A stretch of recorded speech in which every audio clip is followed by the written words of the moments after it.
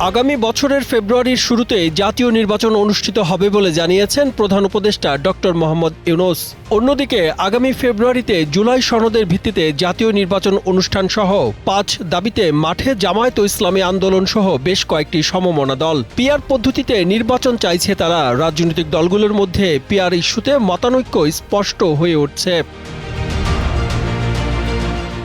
এর মধ্যে প্রধান উপদেষ্টা জানান, কিছু মহল এখনো ভোট পিছিয়ে দেওয়ার চেষ্টা করছে।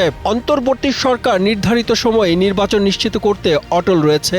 এই প্রেক্ষিতে প্রশ্ন উঠছে, নির্বাচন কি আসলেই পিআর পদ্ধতিতে হবে? নির্বাচন নির্দিষ্ট সময়ে অনুষ্ঠিত হবে কিনা এ নিয়েও সন্দেহ পোষণ করেছেন অনেকেই। বসুন্ধরা টিস্যু, অশুদ্ধতার বিরুদ্ধে এক বিন্দুও ছাড় নয়। নির্বাচন ইস্যুতে ফেসবুকে পোস্ট করেছেন সাংবাদিক ইলিয়াস হোসেন। তিনি বলেন, নির্বাচন আগামী ফেব্রুয়ারি থেকে এপ্রিলের মধ্যেই অনুষ্ঠিত হবে। শুক্রবার নিজের ভেরিফাইড ফেসবুক পেজে রাজনৈতিক দলগুলোর নেতা, পুলিশ কর্মকর্তা ও নির্বাচন কমিশনারদের সঙ্গে আলাপে তথ্য তুলে ধরেন ইলিয়াস।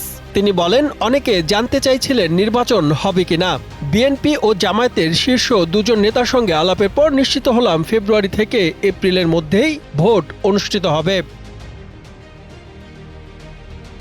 ইলিয়াস জানান, আইন শৃঙ্খলা বাহিনী সম্ভাব্য প্রার্থীদের তথ্য সংগ্রহ শুরু করেছে। একজন নির্বাচন কমিশনার তাকে নিশ্চিত করেছেন, নির্বাচন পিআর পদ্ধতিতে নয়, প্রচলিত নিয়মেই হবে। সেই প্রস্তুতি নিচ্ছে কমিশন।